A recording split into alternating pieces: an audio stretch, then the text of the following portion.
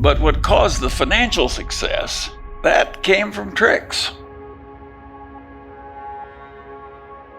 I just learned a few basic tricks from people like my grandfather. You know, I have a good mind, but I'm way short of prodigy. And I've had results in life that are prodigious. There are all kinds of tricks that I just got into by accident in life. One, I invert all the time. I was a weather forecaster when I was in the Air Corps. And how did I handle my new assignment? Being a weather forecaster in the Air Corps is a lot like being a doctor that reads x-rays. It's a pretty solitary, you're in the hangar in the middle of the night and drawing weather maps and you're clearing pilots, but you're not interfacing with a bunch of your fellow men very much. And so I figured out the minute I was actually making weather forecasts for real pilots, I said, how can I kill these pilots? Now that's not the question that most people would ask, but I want to know what the easiest way to kill them would be so I could avoid it. And so I thought it through in reverse that way, and I finally figured out, I said, there are only two ways I'm going to kill a pilot. So I'm going to get him at icing his plane can't handle, and that will kill him. Or I'm going to get him someplace where he's going to run out of gas before he can land because all the airports are sucked in. And I just was fanatic about avoiding those two hazards. And if Kobe Bryant had had somebody like me, he'd still be with us.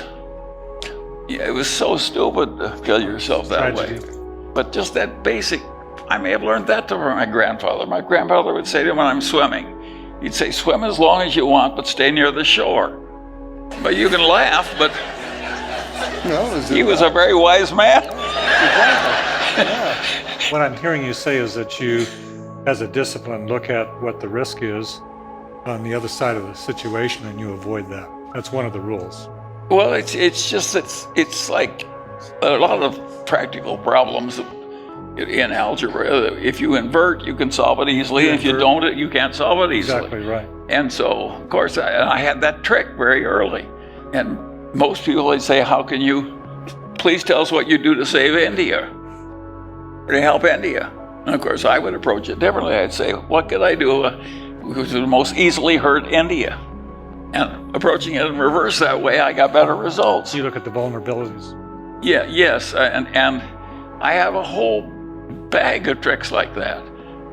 I went to the ROTC both in high school and college. And the ROTC taught me to fire mortar shells or artillery shells, one shot over, one shot short, and then kapow. Well, I never shot any damn shells, but I've been using that mental trick all my life. That's how I determine what size to make something. Over and under and kapow. And so I just got a bag of tricks. And I got the right bag of tricks early. And of course, it's been of enormous help to me. Let me give you an example. I had a client once when I was a young lawyer, and he owned a bunch of hilly ranch land on the edge of civilization, not very far from here in Southern California. And the Edison company came through and they wanted a new easement through his land. They already had some easements. And he hired the leading appraiser in Orange County, real estate appraiser. And he had the idea that he should have $250,000 for this easement from the Edison company. And this leading appraiser, who was very pompous and very old and very distinguished, and he told him, no, I'm sorry, it's only $125,000 value in your damn ranch. And so he came to me and said, Charlie, can you talk some sense into this elderly appraiser? So I looked at his problem and I told the appraiser what I thought how he was doing his own appraisal wrong. I'm not a real estate appraiser, he is. And what he had done is what he was taught to do in appraisal school. He thought the problem through in two dimensions. And he figured out from comparable sales what the value per acre was, and then he computed the acreage, and he had something a little bit on the damage the easement would do to the remaining property and so, but it was all done in two dimensions. And I said to this appraiser, you've got to do this in three dimensions. You know, God gave us three dimensions. And I said, if they put the utility towers, big transmission line towers, which is why they it's going to freeze the grade. And the logical way to develop your land is to lop off the top of the hills and put them in the valley. That's the way hilly land is developed. And they're doing enormous damage to you by freezing the grade. And he said, he wouldn't change a damn thing. So I said to my elderly client, I think you have to fire this twit.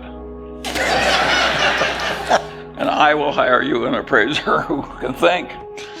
And so I got him $600,000, which wasn't at all hard because I was dealing with a bunch of honest engineers at the Edison who did think in 3 dimensions. But again, that's so simple, but you'd be surprised how many lawyers would screw that one up. And of course, people like that appraiser who didn't know his own business very well because he didn't pay attention to the fundamentals, those people are always with us. And if you just have the mental trick of constantly going back to the basics, it's pretty basic insight that Are you conscious? the geometrical problem in a real world is 3-dimensional. Are you conscious of the rules, or they're just there? Well, it's so habitual with me. Yeah, I understand. And I revolve possibilities and I rag problems hard. And if they don't yield, I come back. And so this is just a bag of tricks, and it enables a non-prodigious man to get prodigious results.